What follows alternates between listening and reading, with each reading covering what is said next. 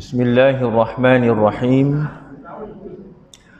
Assalamualaikum warahmatullahi wabarakatuh. Alhamdulillahi rabbil alamin. Wassalatu wassalamu ala ashrafil anbiya'i wal mursalin Sayyidina wa nabiyyina Muhammad wa ala alihi wa sahbihi ajma'in. رضينا بالله ربا وبالإسلام دينا وبمحمد نبيا ورسولا وبالقرآن إماما رب اشرح لنا صدورنا ويسر لنا أمورنا واحلل عقدة من ألسنتنا يفقه أقوالنا عما بعد.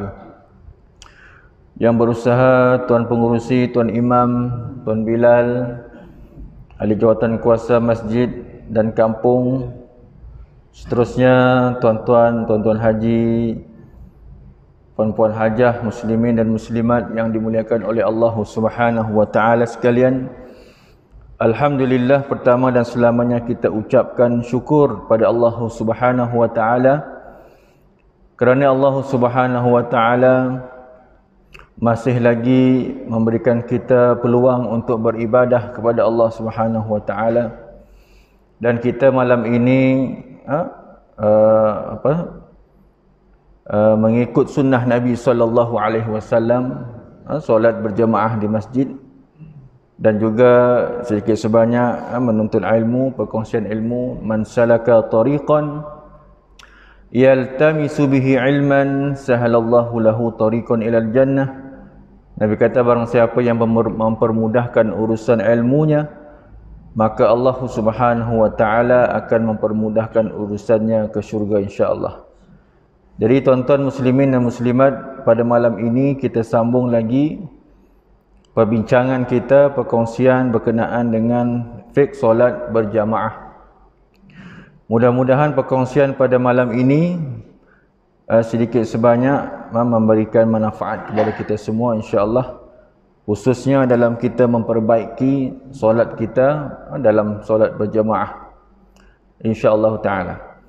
Permasalahan imam. Jadi malam ini kita masuk isu masalah imam. Beberapa situasi kelupaan imam. Jadi ada beberapa situasi lah yang kita boleh bincangkan apabila kelupaan imam. Sebab imam ni manusia biasa. Makmum pun macam imam juga. Sama-sama makan sambil belacan. Imam kadang-kadang lupa, makmum pun kadang-kadang lupa juga. Jadi sama-samalah kita membantu imam, menegur imam, jangan disalahkan imam. Inilah imam selalu lupa, banyak makan belacan, tak boleh cakap macam tu, tak baik. Jadi imam terlupa baca suratul Fatihah pada rakaat yang kedua solat jahriyah. Jahriyah mana solat yang baca besar, dengar suara imam, solat maghrib, solat isyak, solat subuh. Jadi imam lupa, bukan sengaja lupa, terlupa membaca suratul Fatihah. Hendaklah para makmum mengingatkan imam.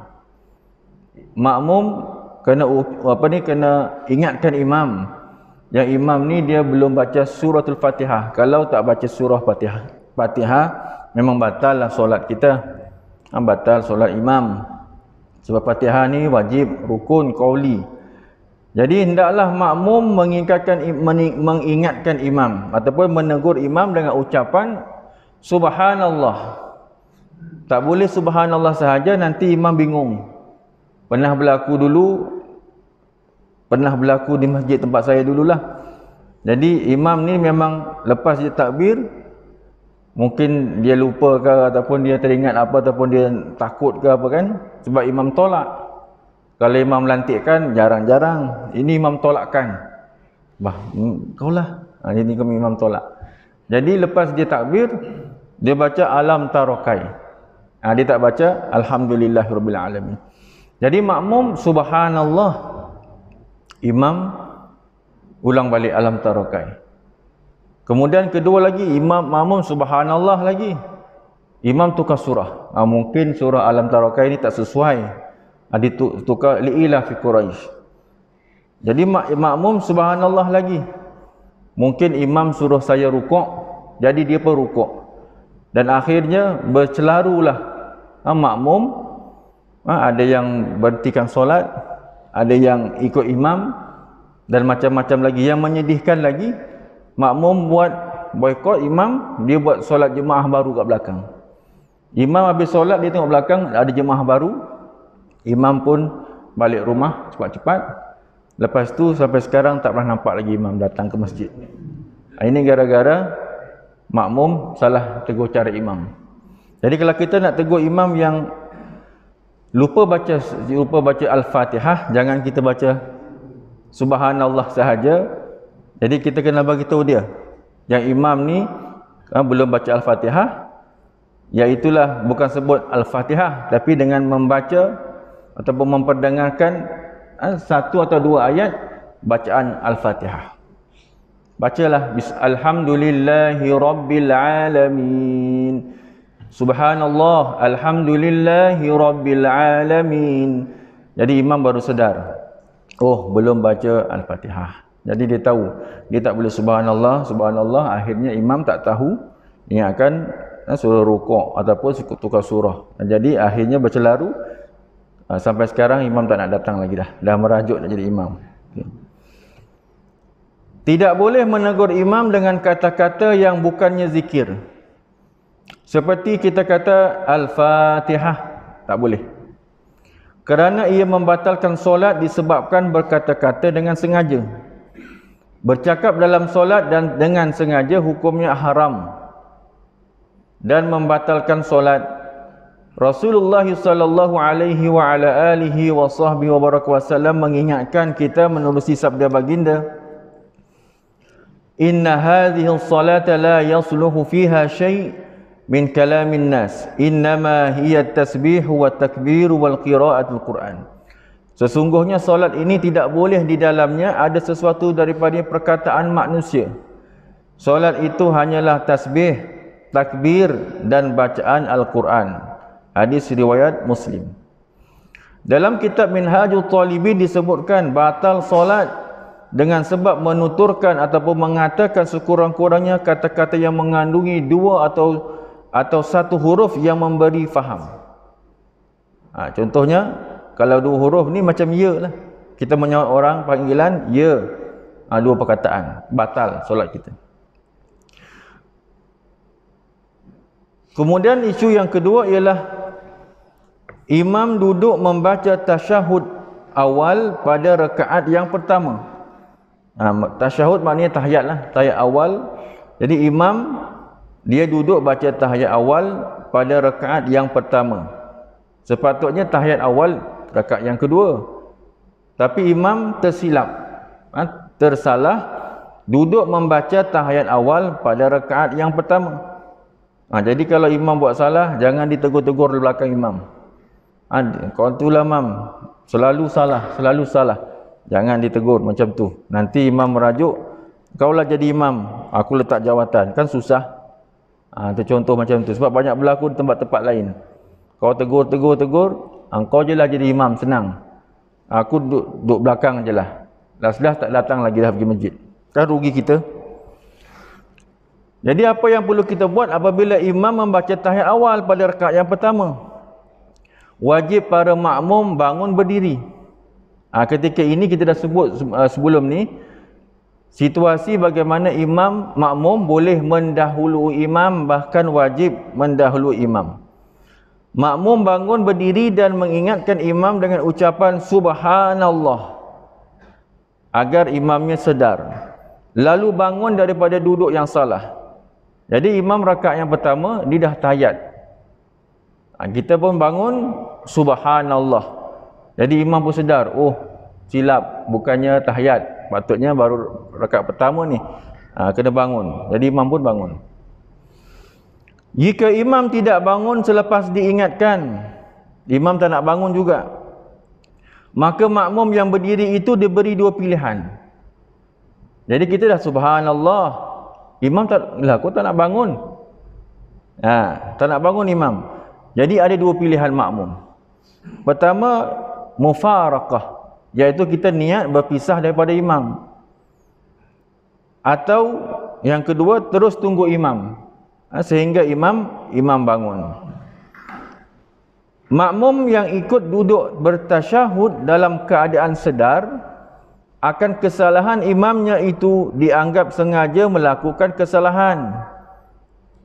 Dia ikut duduk tasyahud juga kan, imam ni kan dia kan imam, al-hafiz lagi, ustaz.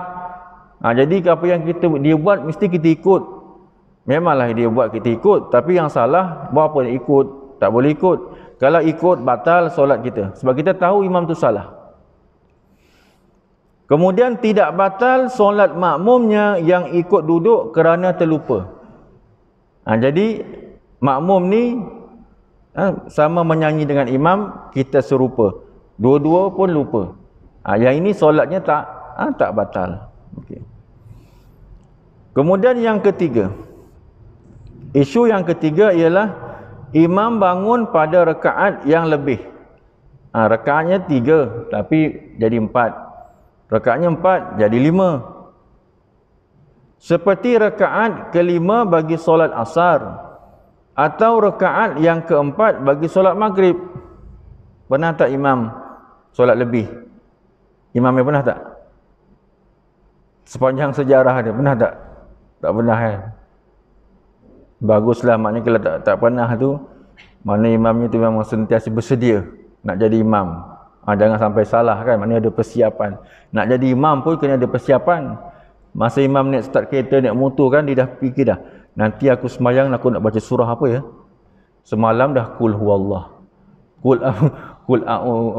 kul ya dengan kulhu. Jadi malam ni takkan nak kuliah dengan kulhu. Nanti makmum bising, asyik surah ini aja. Jadi dia fikir, ad-duha lah. Jadi malam ni ad-duha dengan ar-ra'ai tal-lazi. Jadi imam kena plan. Jadi kalau imam yang tak plan ni, kadang-kadang ni lah masalah, dia boleh terlupa. Kadang-kadang dia teringat benda lain. Sembahyang maghrib jadi 4 rakaat. Jadi 4 rakaat. Jadi apa yang berlaku, apa yang patut makmum buat, wajib para makmum duduk menunggu imam pada tahiyat akhir. Imam bangun rakaat keempat solat isyak contohnya. Jadi makmum wajib tunggu imam pada tahiyat akhir dan mengingatkan imamnya dengan ucapan subhanallah agar imam sedar lalu duduk semula. Jangan kita diam-diam saja. Jadi imam jadi solat 4 rakaat maghrib. Jadi kita yang tahu ni, kita jangan ikut imam. Batal sembahyang kita ikut imam kalau imam buat salah. Jadi kita duduk tahiyat akhir dan ucapkan subhanallah dengan suara yang sedikit jelas lah, yang agak jelas. Dengan suara yang sayup-sayup, takut-takut nak ucap. Maka pernah kita sebut, siapa yang patut ucap subhanallah ini ialah munabbih. Yang belakang, 3 orang belakang imam tu, orang yang patut ucap, salah seorang tu patut ucap subhanallah. Bukannya 3 baris belakang. Sebab 3 orang belakang imam ni, dia tak berani nak ucap. Jadi yang ucap orang 3 baris. Imam pun tak ada benda nak dengar. Jadi subhanallah apa pula ni? Dia tak berjelas. Jadi yang 3 orang belakang imam ni, tugas dia khalifah, munabbih dan mubalik. Jadi munabbih tu ingatkan imam, subhanallah dengan nada yang yakin, bukan nada yang tak yakin. Jadi kalau kita tak yakin ucapan tu, imam pun tak yakin dengan kita ni. Okey. Jadi apabila imam sedar dengan ucapan subhanallah, jadi imam tu duduk balik. Imam duduk balik. Duduk tahiyat. Jika imam tidak turun duduk semula selepas diingatkan dah subhanallah, tapi imam kau tak turun lagi, makmum yang duduk itu dia beri 2 pilihan lagi macam tadi juga, iaitu yang pertama mufarakah daripada imam, atau terus menunggu sehingga imamnya bertahiyat, tahiyat akhir. Kemungkinan imam tu dia yakin dengan rakaat dia, jadi kita tunggu, boleh tunggu sampai imam duduk dan bagi salam bersama imam. Jadi ustaz, kalau kita mufarakah, jadi rugilah kita sebab solat kita jadi solat sendiri. Jawabnya, kalau kita mufarakah dengan keuzuran, ada sebab yang munasabah, maka solat kita tu dapat pahala juga berjamaah. Kemudian makmum yang ikut berdiri dalam keadaan sedar, yang imamnya pada kedudukan yang salah, dianggap sengaja melakukan kesalahan, batal solat makmum. Kita tak boleh pakai kaedah lama, dia kan imam, kita ikut je lah imam. Tak boleh kaedah macam tu. Kalau imamnya betul, memanglah kita kena ikut, wajib. Innama ju'ilal imam liyutamma bih. Sesungguhnya dijadikan imam ni untuk kita ikut. Fa idza kabbara fakabbiru. Kalau imam tu bertakbir, kita bertakbir, seterusnya sampai habis. Tapi kalau imam buat salah, kita jangan ikut buat salah. Kita kena tegur imam. Tidak batal solat makmumnya yang ikut berdiri kerana terlupa. Dia pun sama-sama macam imam menyanyi lagu kita serupa. Ini tak batal solat kerana makmum ini pun dia pun ada keuzuran, dia pun terlupa macam imamnya juga, maka solatnya tidak batal. Yang batal ni makmum yang tahu tapi dia buat salah. Dia ikut imam, maka makmum tu sebut solatnya batal. Jika makmum yang mengikut imam itu bangun rakaat kelima, iaitulah jika makmum yang mengikut imam yang bangun ke rakaat kelima itu seorang yang masbuk. Imam bangun ke rakaat yang kelima, contoh solat isyak, kita baru sampai. Jadi kita masbuk. Dan dia tahu imam itu mendirikan rakaat yang lebih. Kita tahu imam ni salah. Sebab jemaah semua duduk, imam seorang bangun. Tidak sah ikutan makmum tersebut. Maksudnya solatnya tidak sah. Kerana imam tu rakaatnya rakaat yang salah. Kemudian jika dia mengikutinya dengan kejahilan, dia tak tahu, tak ada ilmu dan mendapat semua rakaat dengannya, maka ikutannya sah dan rakaat itu lebih dikirakan untuknya mengikut qaul yang sahih. Ini orang yang tak tahulah, maknanya dia tak tahu. Yang imamnya tu rakaat yang kelima, dia memang tak tahu.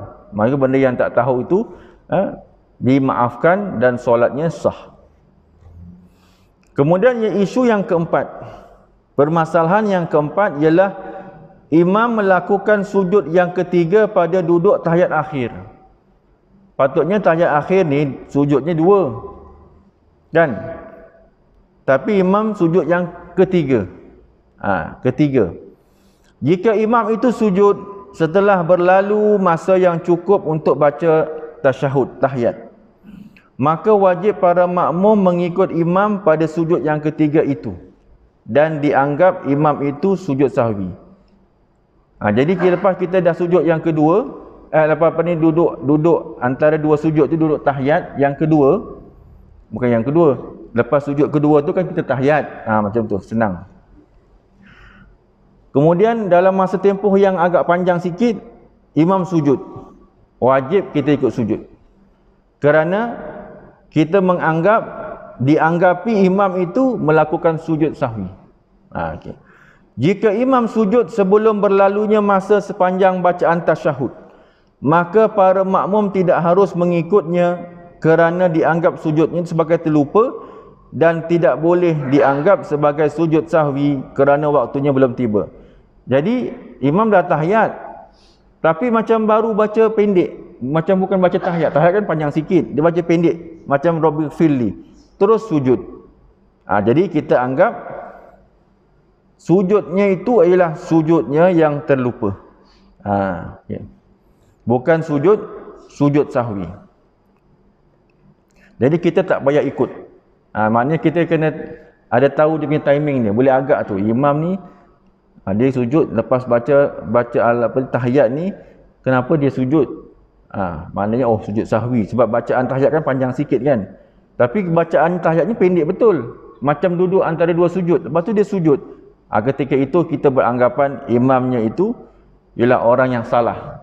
Jadi bila orang yang salah, kita jangan ikut imam. Kita tunggu di tahiyat akhir sahaja. Kemudian isu yang kelima, imam memberi salam sebelum melakukan sujud sahwi. Makmum hendaklah menunggu dalam keadaan tahiyat akhir itu sehingga dipastikan imam benar-benar keluar daripada solatnya dengan salam tersebut. Barulah boleh makmum melakukan sujud sahwi.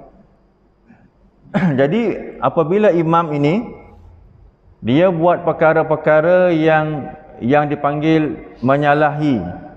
Dipanggil apa? Menyalahi sunat ab'ad. Kan sunat ab'ad ni dalam mazhab Syafi'i kita, kalau kita tak buat sunat ab'ad ataupun tertinggal, disunatkan sujud sahwi. Disunatkan kita sujud sahwi. Sunat ab'ad ni ada berapa? Okey. Salah satu tertinggal, kita disunatkan sujud sahwi. Tak kiralah kita imam ketika itu ataupun kita solat sendiri ke makmum dan sebagainya, ada kaedah-kaedah tertentu. Jadi sujud sahwi ni ada, okey, satu, duduk tahiyat awal. Kedua, membaca tahiyat awal.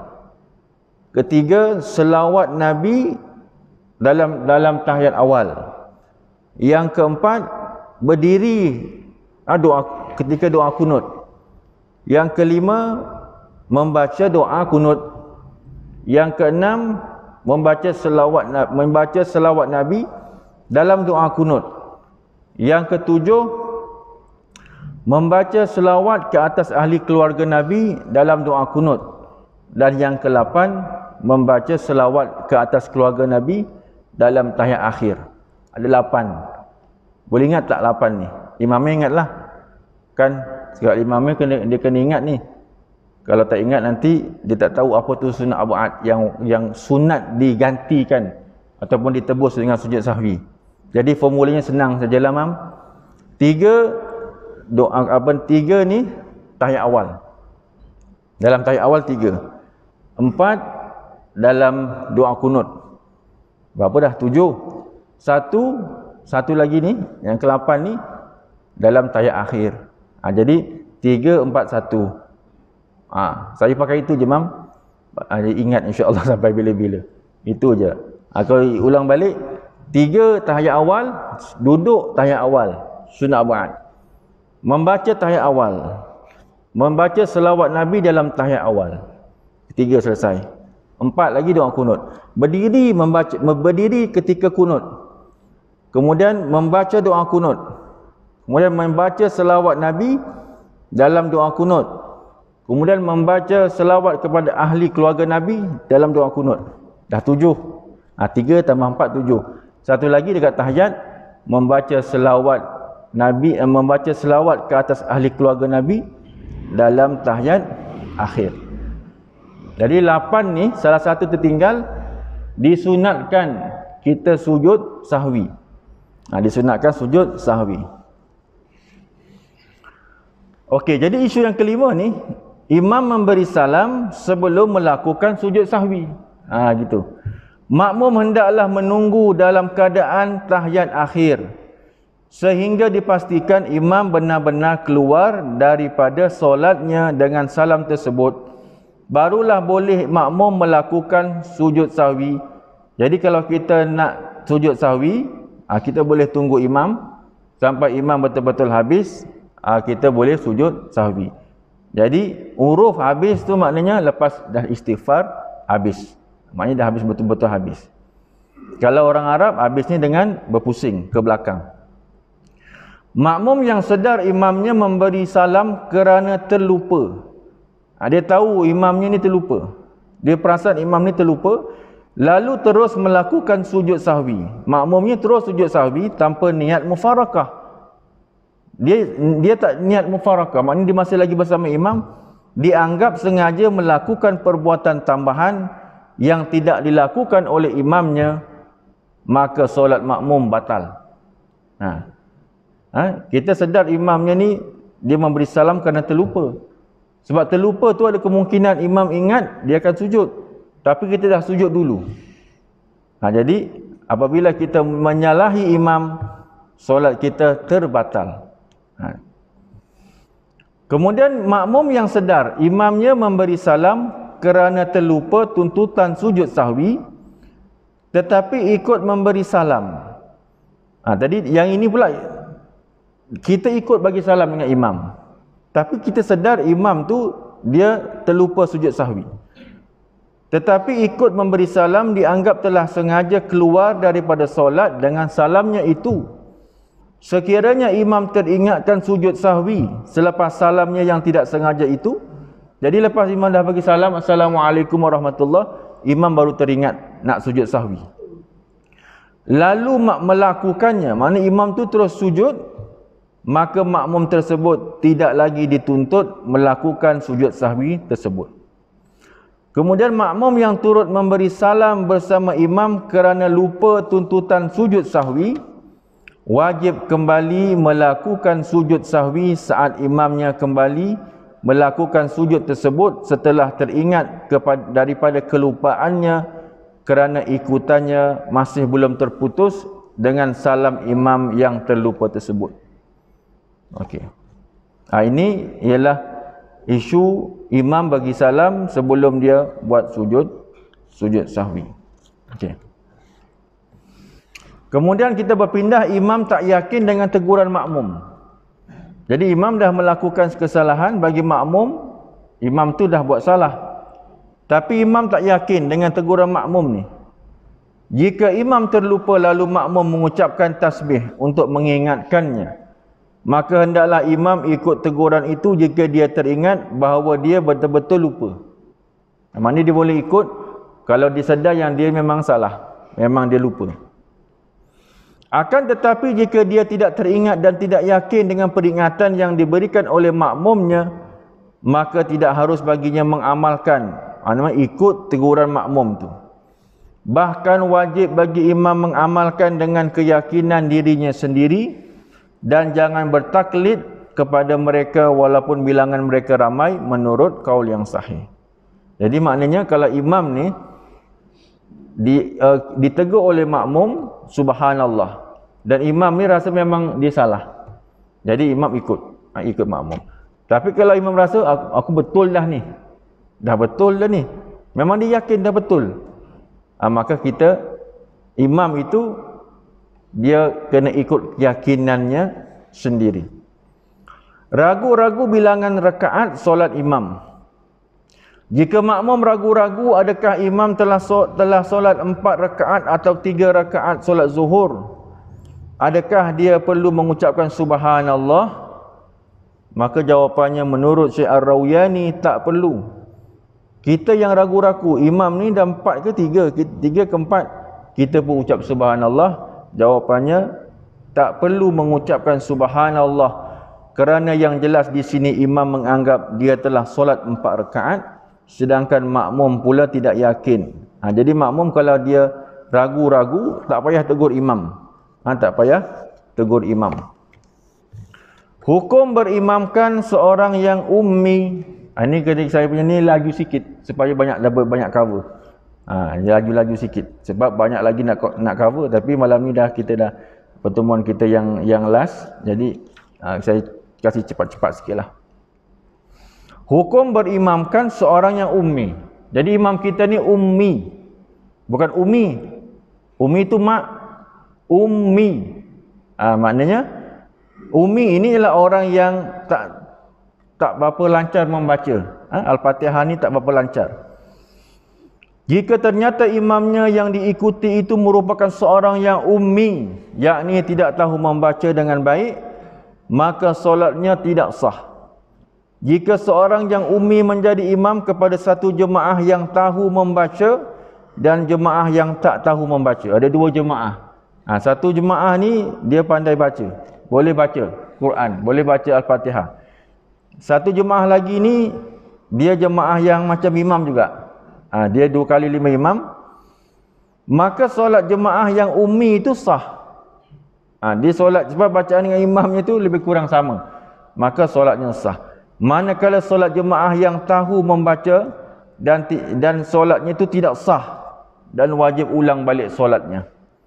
Sebab kita pandai baca, kita boleh baca kan. Qari contohnya, kita ni qari. Pertandingan musabaqah peringkat daerah Batu Pahat, dapat johan lagi. Jadi imamnya ni ummi. Jadi solat makmum tersebut tidak sah dan dia kena ulang balik.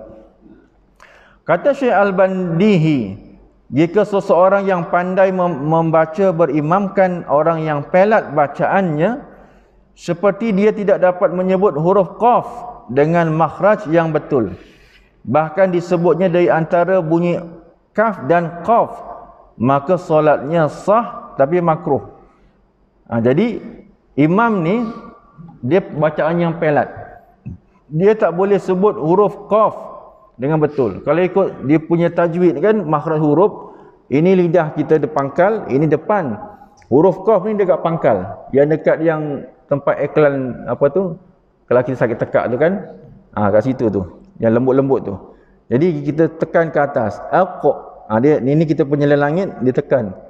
Huruf qaf tu dia mendempik macam ni, dia macam ni. Tapi kita tak sebut huruf qaf dengan betul.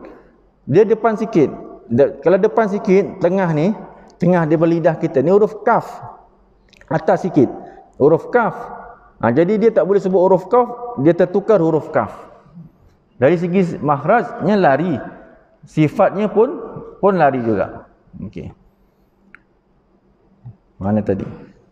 Maka solatnya sah, tetapi hukumnya makruh. Solatnya sah, hukumnya makruh. Kata Abu Hamid, jika imam itu menyebut zal pada alladzina an'amta alaihim dengan bunyi dal. Dal maknanya tukar huruf lah, alladzina jadi alladina. Menukar huruf zal dengan huruf dal, maka ikutannya sah. Kerana sebutan sedemikian tidak mengubah maksud ayat, tak mengubah makna ayat tersebut. Okey. Ini maksudnya bukannya sengaja ubah. Ini orang yang pelat ni. Bukannya lepas ni imam ustaz kata tak batal. Jadi alladina an'amta, jangan. Ini untuk orang yang pelat, yang pelat saja yang ada keuzuran. Maka solatnya sah, masih lagi sah. Hukum ini tidak berlaku pada imam yang menukarkan bunyi huruf dad dengan za. Huruf dad dan huruf za.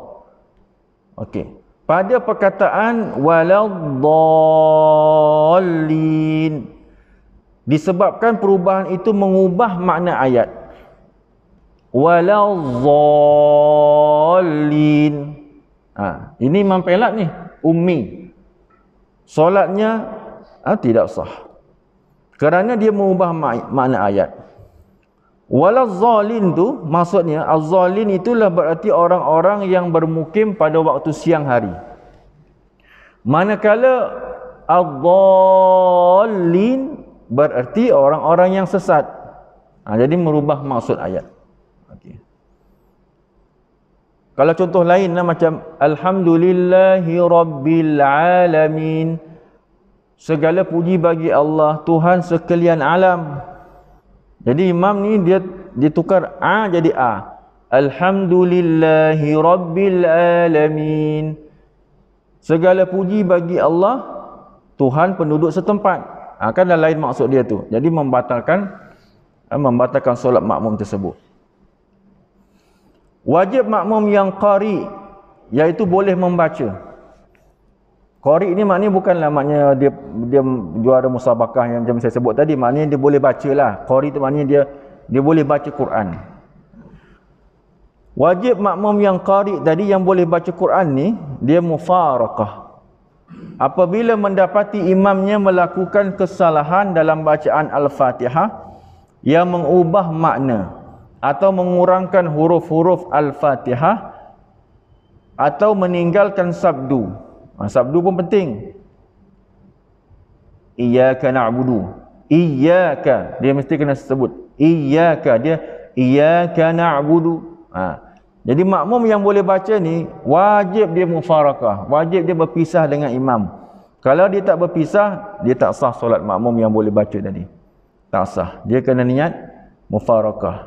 Tapi masalah dia, kalau imam yang qari itu yang boleh baca ni duduk depan. Kadang-kadang duduk dekat imam lagi, belakang imam.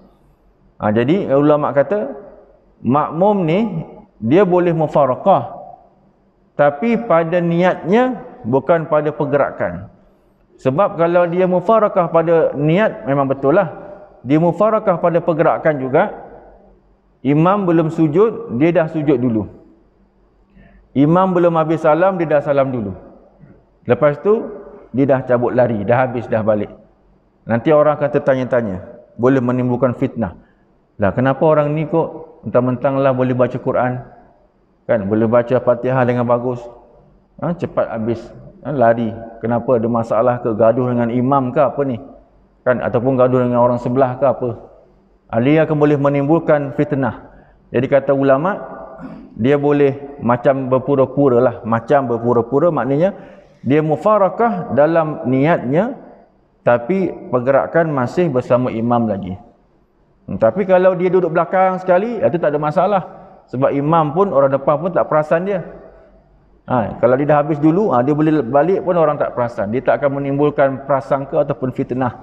Jadi dia boleh. Tapi kalau dia duduk depan sekali, belakang imam, takut menimbulkan masalah di kemudian hari, jadi dia kena ikut pergerakan imam. Cuma niatnya tu dia wajib mufarakah. Kalau dia tak mufarakah, solatnya sia-sia sahaja, batal. Kemudian sah solat para makmum yang mengikut imam yang melakukan kesalahan dalam bacaan surah, bukannya Al-Fatihah. Sedangkan bacaan Fatihahnya ni okey, bagus, tak ada masalah. Tapi surahnya ni masalah. Inna anzalnahu fi lailatul qadr. Contohlah, contoh. Jadi orang ketika kena baca qadir, kan ada ra tu ujung, tapi dia qol-qolah dekat dal, sifat huruf ra tu dia tak sebut langsung. Inna anzalnahu fi lailatul qadr, ataupun qul huwallahu ahad Allahus samad. Contoh. Jadi kalau imam berlaku kesilapan, sama ada kecil ataupun menukar huruf dan sebagainya, makmum tak payah niat mufarakah. Sebab bacaan surah tu hukumnya sunat. Bacaannya sunat. Kalau nak tegur imam pun lepas solat, "Mam, tadi kau punya qol-qolah aku tak dengar lah. Cuba kau sebut kuat sikit. Ahad." Bukan ahad, ahad, kan? Jadi ahad, tegur lepas solat. Jangan subhanallah ketika solat. Ahad, subhanallah, ahad tak boleh. Ataupun kita niat mufarakah. Kenapa kau tadi balik awal? Mufarakah, imam bacaan tajwidnya tak bagus, tak ada qol-qolah huruf. Ahad tak qol-qolah, dia tak boleh. Dia kalau surah-surah yang sunat ni, dia tak payah kita mufarakah, kerana tidak menjejaskan bacaan ataupun menjejaskan solat kita lah. Tapi kalau Al-Fatihah, contohnya macam tadi kita sebut tadi, alamin jadi alamin, waladhdallin jadi waladhdallin, tukar huruf dan sebagainya yang boleh merubah maksud, kita kena mufarakah. Kalau tak mufarakah, solatnya batal. Solatnya batal. Kemudian kita sambung 5 saktah. 5 saktah ni azan dah. Bentar, okey. InsyaAllah kita sambung sikit lagi. InsyaAllah kita sambung sikit lagi bahagian adab ketika mendengar bacaan imam. Disunatkan kepada para makmum mendengar dan menghayati ayat-ayat dan surah yang dibaca oleh imamnya. Diistihbabkan, yakni disunatkan makmum berdoa memohon rahmat apabila dia mendengar imam membaca ayat-ayat yang menyebut rahmat, dan memohon perlindungan apabila imam membaca ayat-ayat tentang azab neraka. Jadi dalam Quran ni banyak ayat-ayat yang boleh kita panggil apa? Dia kena sambut. Contohnya, Alaysa Allahu bi ahkamil hakimin, dalam surah At-Tin, kan? Tidakkah Allah itu hakim yang paling adil? Itu ayat tu berbentuk pertanyaan. Alaysa Allahu bi ahkamil hakimin. Disunatkan kepada para makmum ataupun ketika kita solat sendiri pun kita baca ayat tu, kita jawab sendiri. Bala wa ana dzalika minasyahidin. Bahkan ia, kami tergolong daripada orang-orang yang bersaksi dengan demikian. Disunatkan. Paling kurang pun bala, ya. Alaysa Allahu bi ahkamil hakimin. Bala. Disunatkan kita jawab. Contoh lain, sabbihisma rabbikal a'la. Kita jawab, subhana rabbiyal a'la. Jadi kalau kita jadi imam, jangan sambung. Sabbihisma rabbikal a'la alladhi khalaqa fasawwa walladhi qaddara fahada. Jangan sambung, berhenti. Sebab kat situ ada sambutan yang kita disunatkan sambut. Sabbihisma rabbikal a'la. Makmum subhana rabbiyal a'la. Itu contoh ayat surah Al-A'la. Kemudian fasabbih bismi rabbikal azim. Subhana rabbiyal azim. Surah Al-Waqiah. Ada banyak lagi lah, ada banyak lagi yang ayat-ayat ataupun dalam surah yang disunatkan kita kena sambut bacaan imam. Dalam menyebut ucapan balas ini, para makmum tidak terikat dengan imamnya. Bahkan hendaklah dia menyebut ucapan balas tersebut walaupun imam tak balas ucapan tersebut. Imam dia baca alaysa Allahu bi ahkamil hakimin. Dia tak baca. Dia terus rukuk, maka disunatkan juga bagi makmum jawab bala wa ana ala zalika minasyahidin, ataupun bala je. Ini. Okey. Jadi insya-Allah tuan-tuan sampai situ perbincangan kita pada malam ini, beberapa perkara dalam permasalahan imam dan juga adab ketika mendengar bacaan imam. Jadi mudah-mudahan sedikit perkongsian kita malam ini memberi manfaat kepada kita semua. Sekurang-kurangnya tak dapat 10, dapat 1 pun jadilah, boleh diamal. Lebih baik 1 daripada 10 tapi tak dapat kita amal. Jadi mohon maaf kepada tuan semua, tuan-tuan haji, puan-puan hajah. Kalau di perkongsian kita ni pada 4 malam, termasuk malam ni, mohon maaflah kalau ada salah silap. InsyaAllah mudah-mudahan ada rezeki, panjang umur, kita berjumpa lagi. Mungkin kita boleh berbincang masalah-masalah ataupun isu-isu yang lain yang ada dalam kehidupan kita beragama ini, insyaAllah. Jadi terima kasihlah kepada saudara Ijun, pengurusi dan Imam Rapi, kerana sudi bersama-sama menyebut saya pada balik kampung sempena balik kampung ni lah. Jadi insyaAllah nanti hari Senin dah balik bagi ke tempat ni lah, tempat bertugas insyaAllah. Bismillahirrahmanirrahim. Alhamdulillahirabbil alamin wassalatu wassalamu ala asyrafil mursalin wa ala alihi washabbihi ajma'in. Allahumma ja'al jam'ana hadza jam'an marhuma wa tafarruqana min ba'dihi tafarruqan mubarakan ma'suma wa la taj'al fina shaqiyyan wa la matrudan wa la mahruma. Allahumma 'allimna ma yanfa'una wa anfa'na bima 'allamtana wa zidna 'ilma. Rabbana zidna 'ilman nafi'a warzuqna fahman wasi'a wa 'amalan salihan mutaqabbala bi rahmatika ya arhamar rahimin. Walhamdulillahi rabbil alamin. Wabillahi taufiq wal hidayah. Wassalamu alaikum warahmatullahi wabarakatuh.